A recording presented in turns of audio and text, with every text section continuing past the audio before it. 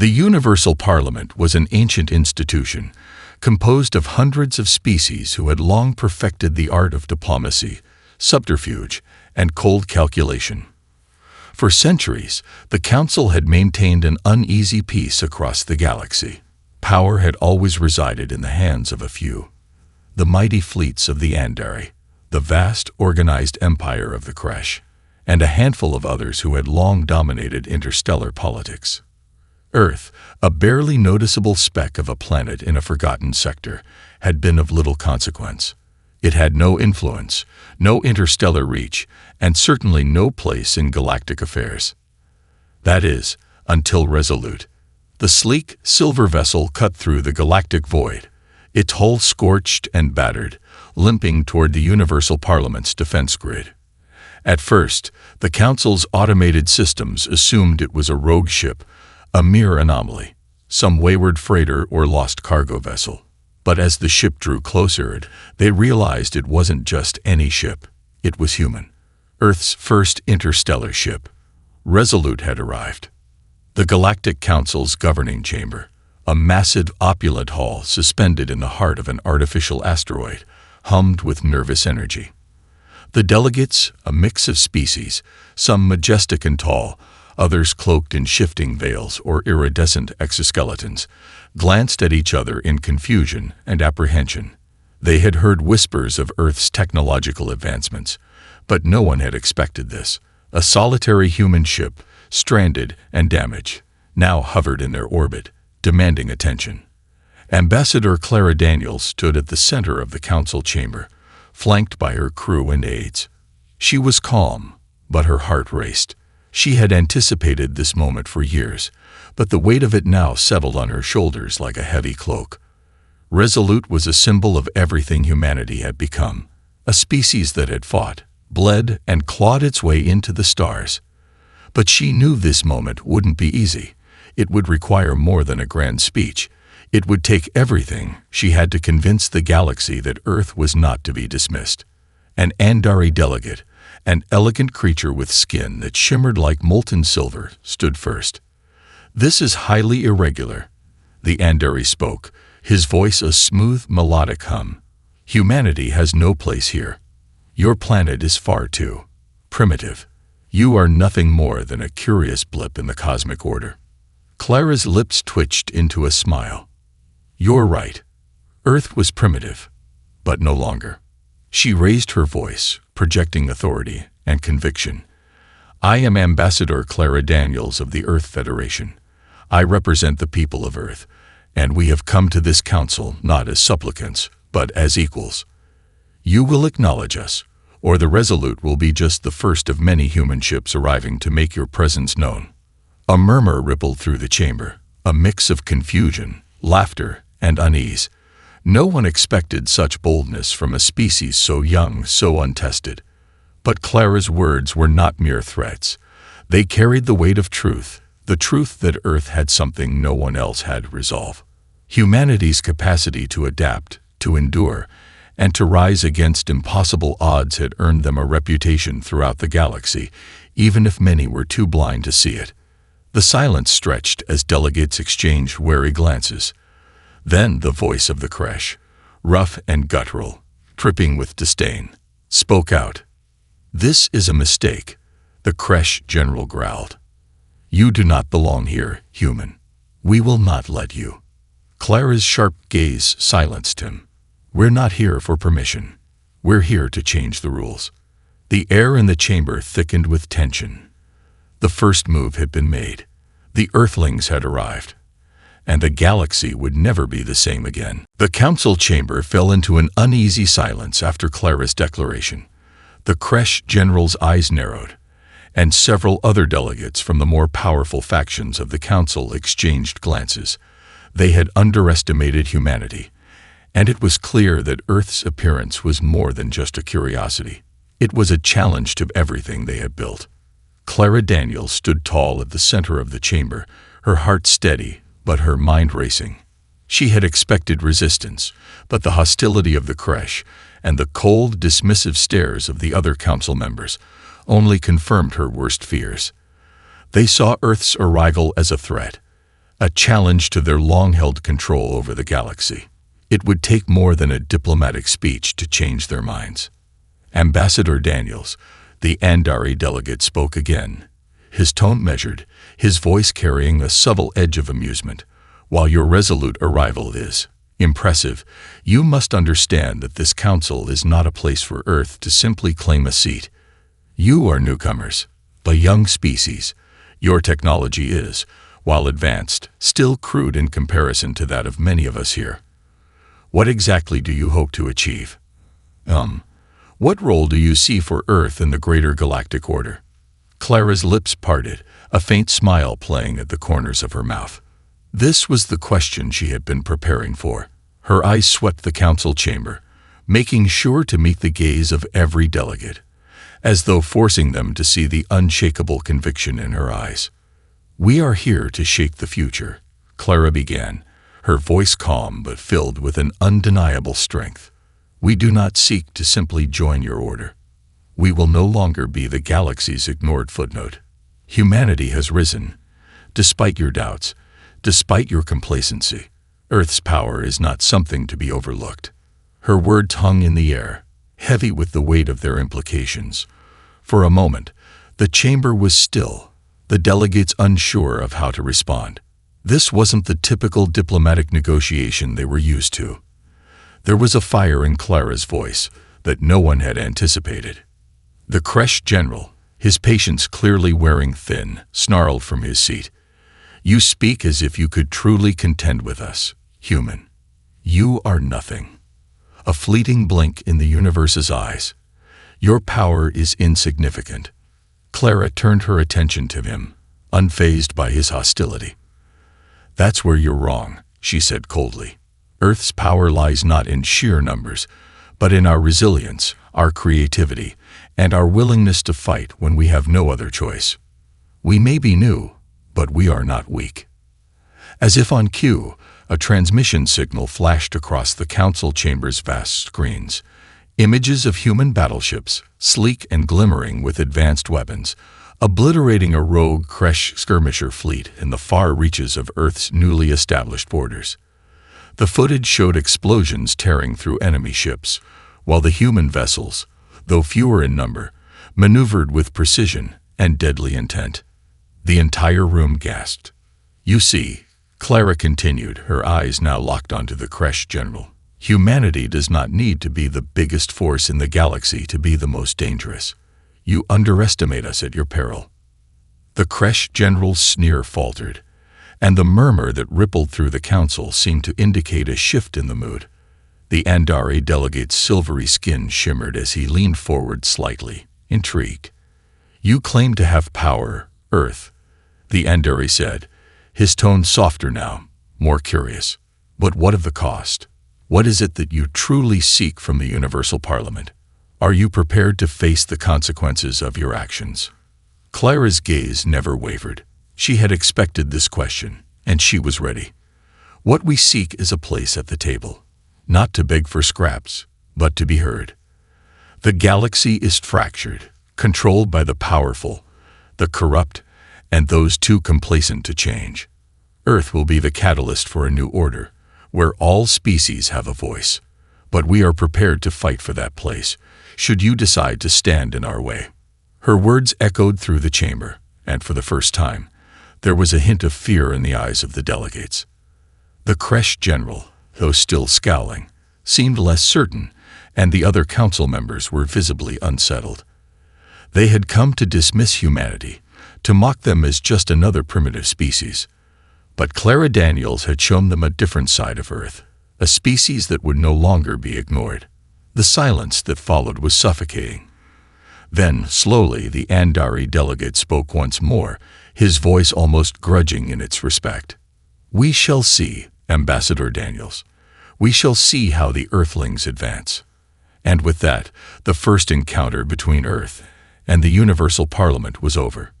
But the seeds had been planted, seeds of doubt, fear, and the beginning of something much larger than anyone had anticipated. The aftermath of the tense council session left the delegates in a state of unease.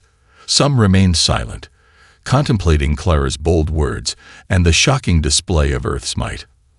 Others, like the Kresh, were brimming with fury, eager to prove that humanity was nothing more than an upstart. But no one could deny the undeniable truth. Earth was no longer just a speck in the galaxy. It had arrived. Back on Earth, Clara and her team debriefed with urgency. A fleet of human ships, led by the Resolute, had made a resounding impact by forcing the Kresh to retreat during a skirmish in the Outer Rim. But it was only a small victory. Clara knew the real battle was still ahead. The Kresh, humiliated and vengeful, would retaliate. Earth had shown them its strength, but that was just the beginning. A new front would open, and humanity would need more than just powerful weapons. They would need unity, resolve, and the courage to face whatever came next. It didn't take long for the Kresh to make their move.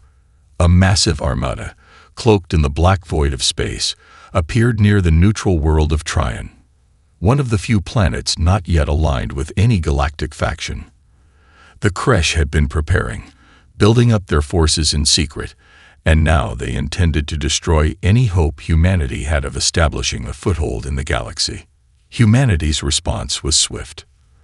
The Resolute spearheaded the counteroffensive, its weapon systems fully operational after the previous skirmish. But it wasn't just the flagship that took to the skies. Earth had begun to mobilize its entire fleet, an army that had been slowly gathering over the past decade. More than just military power, however, this was the manifestation of Earth's unified will. A diverse, multicultural force drawn from every corner of the planet, now bound together in a single, overwhelming objective: survival. The battle that ensued around Tryon was unlike anything the galaxy had witnessed before. Kresh warships, sleek and merciless, tore through the void, their weapons tearing apart anything in their path. Their tactics were brutal, efficient, but too predictable. Humanity's ships, though smaller and less experienced, fought with a savage intensity that caught the Kresh off guard. They adapted on the fly, using unorthodox maneuvers, guerrilla-style attacks, and exploiting weaknesses in the Kresh formations. Clara, watching from her command seat aboard the Resolute, coordinated the defense with chilling precision. She saw the Kresh fleet approach from the dark expanse of space, and with a cold, calculating focus, she directed her forces to strike first. It wasn't about matching firepower. It was about turning the Kresh's overconfidence into their downfall. "Deploy the disruptors," Clara ordered, her voice steady, calm amidst the chaos. "We need to cripple their engines before they get within range of Tryon's atmosphere." Her officers scrambled to carry out the order. In the moments that followed, humanity's ships, armed with experimental gravity disruptor weapons, launched their first volleys, sending shockwaves of gravitational energy into the Kresh armada. Several Kresh ships, their engines destabilized by the shockwaves, veered off course, colliding with each other in devastating explosions. The Kresh, thrown into disarray, scrambled to regain control. But it was too late. The human fleet, emboldened by their initial success, surged forward, breaking the Kresh lines. Human fighter ships darted in and out of enemy formations, their pilots displaying a raw, almost reckless bravery that left the Kresh bewildered. No one had ever fought like this before, not with such tenacity, not with such abandon. And then, the final move. Clara ordered the deployment of Earth's ultimate weapon, a prototype star flare, a device capable of channeling the raw energy of a dying star into a concentrated burst of plasma. It wasn't perfect, but it was enough. The Resolute's massive cannons fired the weapon directly into the heart of the Kresh flagship. The resulting explosion was catastrophic, a brilliant flash of light that tore through the Kresh ship, leaving nothing but debris in its wake. The Kresh fleet, once vast and unyielding, was shattered.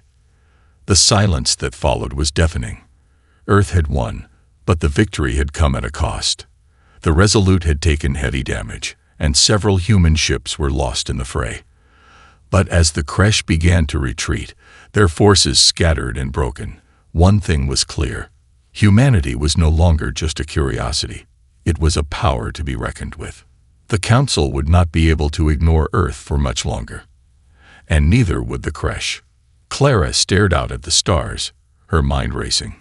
This was only the beginning. The victory at Tryon sent shockwaves across the galaxy, reverberating through every faction in the Universal Parliament. While the creche retreated, humiliated and broken, whispers of humanity's success spread like wildfire. But beneath the surface of apparent triumph, a different kind of battle was beginning. One that wasn't fought with weapons, but with words, secrets, and alliances. Clara Daniels knew that the fight for Earth's place in the galaxy was far from over. The creche might have been defeated for now, but their defeat had set off a chain reaction. The Universal Parliament was uneasy. For the first time in millennia, the old order was being challenged. And whenever that happened, the most dangerous game of all began: politics. The Andari were the first to approach Clara. They had always been the most intellectually driven species in the galaxy, their golden, shimmering skin an outward reflection of their fascination with strategy and knowledge.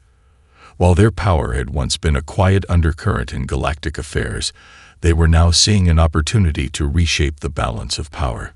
Clara had expected their approach, but what they proposed shocked her. "We respect your strength, Ambassador," said the Andari representative, a tall, regal figure named Eloner. "But we believe that your success is merely the first step. The true challenge is in what comes next, how to maintain your influence. The current council is stagnating, held hostage by outdated traditions. We are prepared to offer you guidance." Clara frowned, her suspicion rising. "And what exactly do you expect in return for this guidance?" Eleanor's smile was smooth, almost predatory. "The Universal Parliament is fractured, Ambassador. The creche will recover, and others, like the Kirath and the Vadari, will not sit idly by while humanity makes its move. We believe it is time to replace the old guard. You could lead such an initiative, but only with our assistance." Clara's eyes narrowed. "I didn't come here to play puppet for anyone." The Andari's expression didn't change. "You misunderstand us, Ambassador. We are not offering to control you. We are offering a partnership, a new future for the galaxy, one where you and we share power." The offer lingered in the air, like a weight Clara wasn't ready to lift. The Andari were a sophisticated, calculating species, and though they were offering an alliance, she could feel the tension beneath the surface. They were playing a long game, one in which humanity's role was still uncertain. Clara knew that any decision made now could alter the future of her species, for better or for worse. But just as she was about to respond, a signal flashed on her console. It was a private transmission, encrypted, urgent. Clara excused herself from the meeting and opened the message. Her eyes went wide as she read the contents. It was from one of her own, Admiral Ree, leader of the human fleet stationed in the Outer Rim. "We have a problem. There's a traitor in our midst. Someone in the council is actively working to sabotage our position. The creche are regrouping faster than we thought. The peace talks aren't what they seem." Clara's heart sank. She had known the political waters were murky, but a traitor within their ranks. This was worse than she imagined. The Andari, she realized, might not be the only ones playing a hidden game. Somewhere, someone was manipulating events, perhaps even within her own team. Returning her attention to Eleanor, she spoke with a newfound resolve. "I'll consider your offer, but there's something I must attend to first. The galaxy may be on the brink of chaos, but Earth is not going to sit idly by while others decide our fate." Eleanor's eyes glinted with curiosity. "Of course, Ambassador. Take your time. We will be waiting." As Clara walked out of the meeting chamber, her mind raced. The creche weren't the only danger. The political web spun by the Universal Parliament was far more intricate than she'd ever imagined. The very people who seemed to offer support might have their own agendas, and the betrayal within her ranks only deepened the uncertainty. She had no illusions now. This wasn't just about winning battles. It was about surviving the treacherous politics of the galaxy. The game had just begun. and Clara Daniels would need every ounce of her cunning to navigate it. The cold gleam of the stars outside Clara's office on the Resolute seemed distant, almost indifferent to the storm brewing inside. She paced back and forth, her mind racing as she reviewed the encrypted transmission from Admiral Rhee, a traitor within their ranks. That couldn't be true, or could it? She knew the political landscape had changed irrevocably, since humanity had made its dramatic entrance onto the galactic stage. But now, the stakes had escalated. The Kresh were not her only concern. The internal fractures within Earth's own command structure were more dangerous. If they couldn't trust their own people, the war for Earth's future would be lost before it had even begun. Clara sat down at her desk, her fingers trembling slightly as she activated a secure channel. Admiral Rhee's face appeared on the screen, sharp and focused as always, though his brow furrowed with worry. "Admiral, what do you have for me?" Clara's voice was steady, but there was an edge to it. The tension in her chest was palpable. "Clara," Rhee began, "I've confirmed it. There's someone on the inside, possibly high-ranking, who's been leaking our plans to the Kresh. Every move we've made, every strategic deployment. It's been compromised."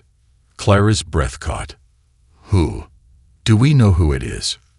Rhee shook his head, the weight of the situation sinking in.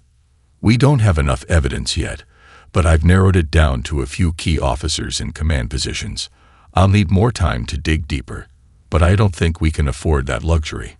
The Kresh are regathering their forces, and we've intercepted transmissions suggesting that they might attack us before we're ready." Clara's mind raced. The traitors' actions could have catastrophic consequences. If Earth was divided internally, they would be vulnerable to not only the Kresh, but also the factions within the Universal Parliament who saw humanity as a threat. She couldn't afford to be paralyzed by uncertainty. The situation required a decisive move. "Take immediate action, Admiral. I don't care who the traitor is. They will be dealt with swiftly. We need to secure our command structure, and we need to do it now." "I'll handle it," Rhee said, determination flashing in his eyes. "But Clara, this isn't just about military strategy. We're being watched. The Andari, hell, all of them. They're waiting for us to slip up." Clara nodded. "I know. I'll handle the political side of things. We have to play this carefully. One wrong move, and we lose everything." The transmission ended, leaving Clara alone in the cold quiet of her office. She rubbed her temples, feeling the weight of everything pressing down on her. The Andari were no doubt watching her every move, their offer of alliance still hanging in the air. But now, Clara knew they couldn't be trusted completely. She needed allies, but the right kind. And the traitor within their ranks was a far more immediate problem. Clara had always prided herself on being able to see through the games of others, but now the pieces were moving faster than she could track. The Kresh were regrouping, the Universal Parliament was a powder keg ready to explode, and Earth was at the center of it all. If she didn't find a way to outmaneuver the galaxy's power players and expose the traitor, humanity might not survive the coming storm. But Clara was no stranger to high-stakes situations. If anything, the danger only sharpened her focus. She'd built Earth's rise from nothing, and she wasn't about to let it crumble now. Her next step was clear: infiltrate the traitors' network and find out who was pulling the strings before the Kresh made their next move. But as she prepared for the dangerous, covert work ahead, one thought gnawed at her. If Earth's own people were betraying them, could they ever truly be trusted in the galaxy's Game of Thrones? And more importantly, was Earth ready to play at that level? Or would they fall prey to those who had been playing it for centuries? Clara knew she had to act fast. Time was running out, and the weight of the galaxy was bearing down on her. The Kresh were recovering, gathering their forces in secret, and Earth's fragile position in the Universal Parliament hung by a thread. But there was something else that unsettled her more than the looming war. Someone on Earth was betraying them from within. With the traitor's identity still unknown, Clara's next move was to send a team of trusted operatives to the Outer Rim, where the military command structure was the most vulnerable. If there was a mole, it would be in the heart of Earth's military operations, and that's where she needed to start looking. But to get there, she had to walk a delicate line in the council. While she could no longer trust the Andari's smooth promises of guidance, she couldn't afford to make an enemy of them. Not yet. She was interrupted from her thoughts by the sudden chime of her communication console. The image of General Lai, one of her closest allies, appeared on the screen. His face was tight with concern, his usually calm demeanor replaced by an edge of urgency. "Clara, you need to see this." Her heart skipped a beat. "What is it?" Lai hesitated. "It's the Kresh. We've intercepted a transmission. Direct from their command fleet. They're preparing for something big. A full-scale offensive against the Outer Rim. And they're using our own tactics against us." Clara's pulse quickened. She'd expected retaliation from the Kresh, but this was something more. The Kresh had always been brutish, relying on overwhelming force. But now, they were adapting, learning. "What kind of tactics?" Clara asked, her voice even, despite the anxiety building inside her. Lai's face tightened. "They've acquired some of our encrypted strategy reports. They know exactly where our fleets are weak. They're even using our own strategies, countermeasures we've deployed against them. Our disruptor tech, everything. It's as if they've been tracking our moves for months." Clara's stomach churned. She had thought their strategy had been secure. The only way the Kresh could have known about their tactics was through the mole. The traitor wasn't just feeding information to the Kresh. They were actively helping them adapt to humanity's strategies, almost as if they were working in concert. "We've got to find the mole, General," Clara said, her tone flat with resolve. "If they're feeding our strategies to the Kresh, Earth is as good as dead." Lai nodded. "I've already begun tracking down the personnel involved in the strategy briefings, but we'll need to act quickly. The Kresh fleet is preparing to move out soon, and if we don't get ahead of them, we'll be on the defensive." Clara's mind whirred.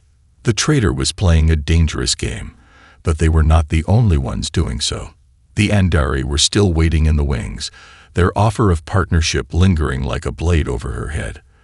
Their offer of guidance might have been genuine, but Clara couldn't shake the feeling that they were playing a deeper game, one that would leave humanity as pawns in their long-term strategy. She looked at Lai, her face steely with determination. "Send the teams to the Outer Rim immediately. I'll handle the diplomatic side from here. We may have to make an alliance with the Andari, but I don't trust them. Not fully. It's time to make our own moves in the council."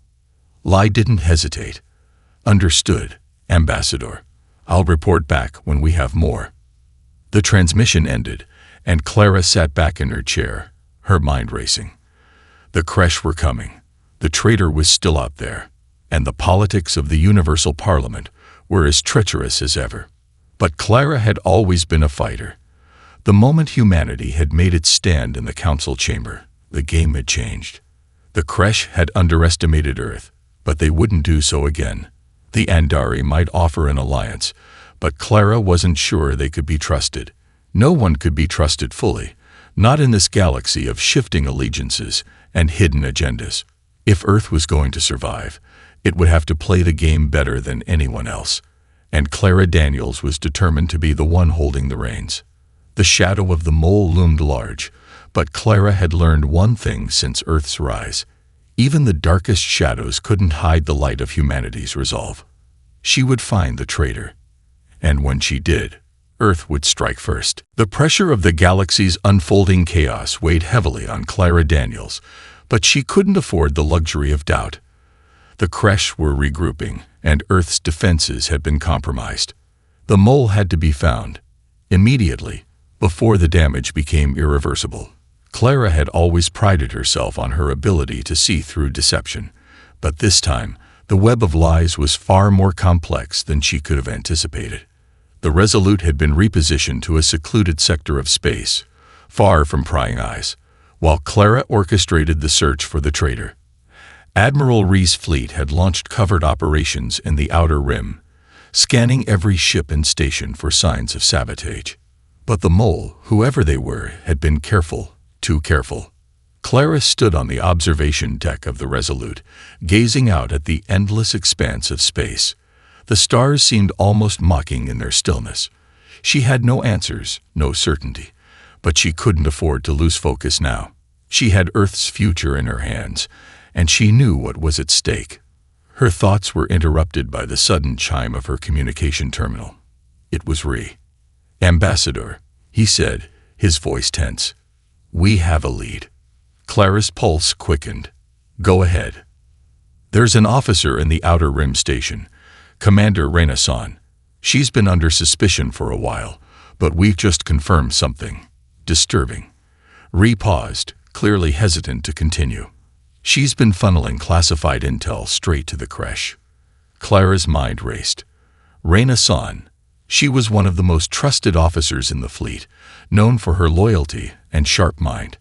To think that she was the mole, it didn't add up. "Are you sure?" Clara asked, her voice cold with disbelief. "Positive," Ree replied. "We've intercepted her encrypted transmissions. She's been working with the creche for months. She's even been orchestrating some of their counterattacks." Clara clenched her jaw. Betrayal at this level was a gut punch, but she couldn't afford to let her emotions cloud her judgment. "Where is she now?" "She's at the Outer Rim Command Station," Ree said. "We've got a strike team on standby, but we need your go-ahead. She'll be surrounded by her loyalists." Clara didn't hesitate. "Do it. Take her into custody. We need to move quickly before the creche launch their next attack." After the transmission ended, Clara stood motionless for a moment, taking in the gravity of what had just been revealed. A trusted officer, someone who had helped shape Earth's military strategies, had betrayed them to the creche. The weight of that betrayal felt like a stone in her chest. But Clara knew this was a crucial moment. The traitor was now in their grasp, and if Earth could expose her, they could deal a major blow to the creche's plans. Her thoughts were interrupted by another call, this time from the Andari. Ilanor's face appeared on the screen, his expression unreadable. "Ambassador Daniels, I trust I'm not interrupting anything critical." Ilanor's voice was smooth, but Clara could detect the underlying tension. The Andari knew Earth was in turmoil, and that meant opportunities for them, too. "Not at all, Ilanor," Clara replied, forcing a polite smile. "What can I do for you?" "I believe we both understand the importance of maintaining a strong position in these times," Ilanor said. His tone was measured, almost businesslike. "The creche are regrouping. The Outer Rim is becoming increasingly unstable, and Earth's position is precarious. Our offer still stands. An alliance with shared influence in the Council. You would be wise to consider it." Clara's eyes narrowed. She had been expecting this. The Andari were opportunists, and they had smelled weakness. She had no intention of falling into their trap. Not now. "Thank you, Ilanor, but as I said before, I'll handle Earth's position on my terms. We don't need anyone to dictate our future," Clara said, her voice steady, though the weight of the conversation lingered. "I hope you're not making a mistake, Ambassador," Ilanor said with a faint, knowing smile.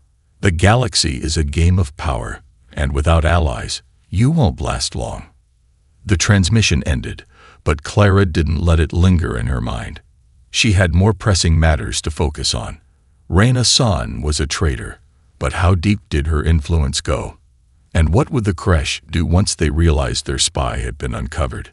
Clara turned back to the stars outside the observation deck. The game was shifting again. The creche might have underestimated humanity once, but they wouldn't do it again. And now, Earth was more than ready to play its hand. The traitor had been unmasked, but the fight for Earth's survival was just beginning. The sting of betrayal still simmered in Clara's chest, but she pushed it aside. Renaissance had been dealt with swiftly, her arrest a pivotal moment in humanity's survival.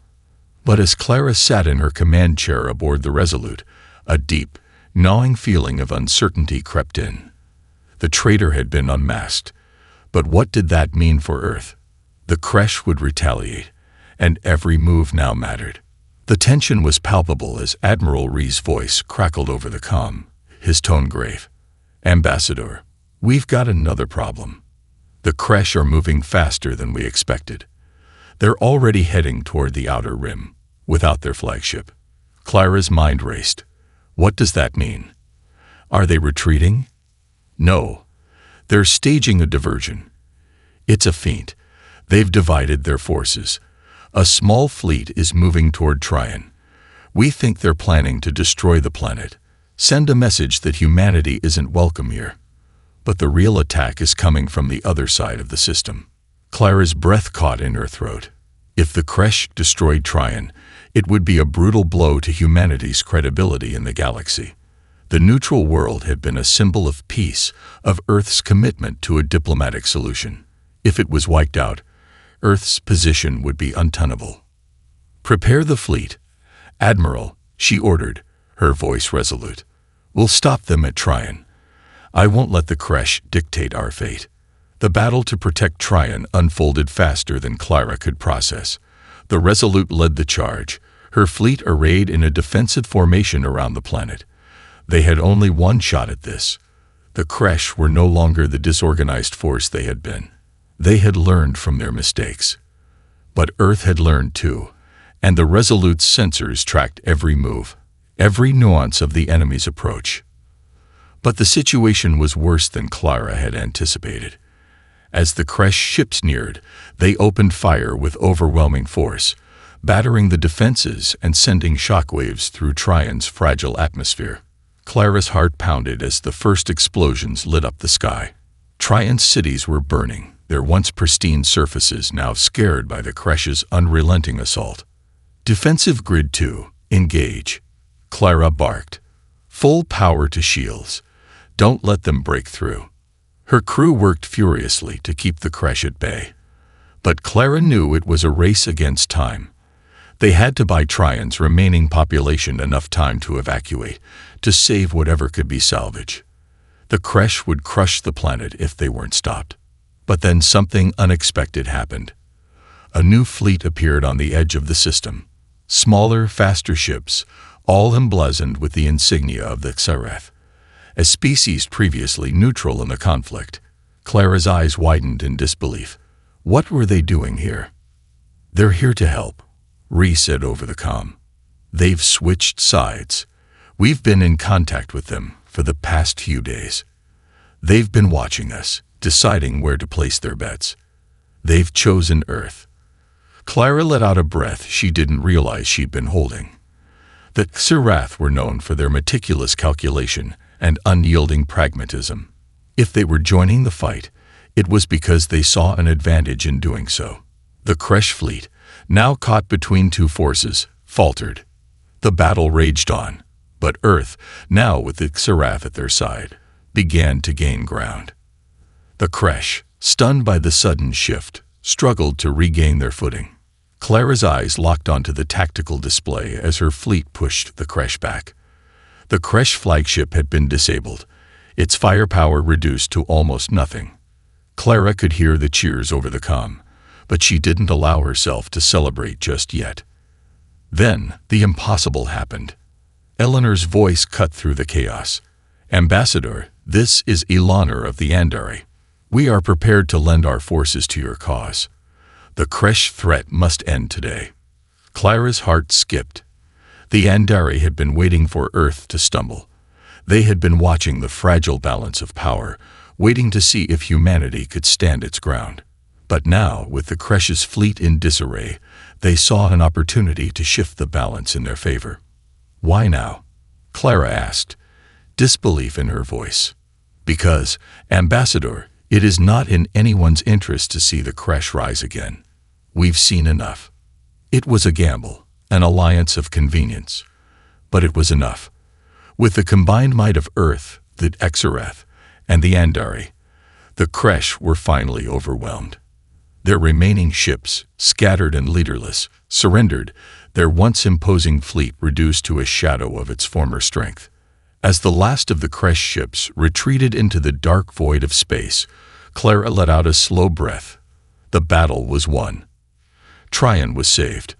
But more importantly, Humanity had secured its place in the galaxy.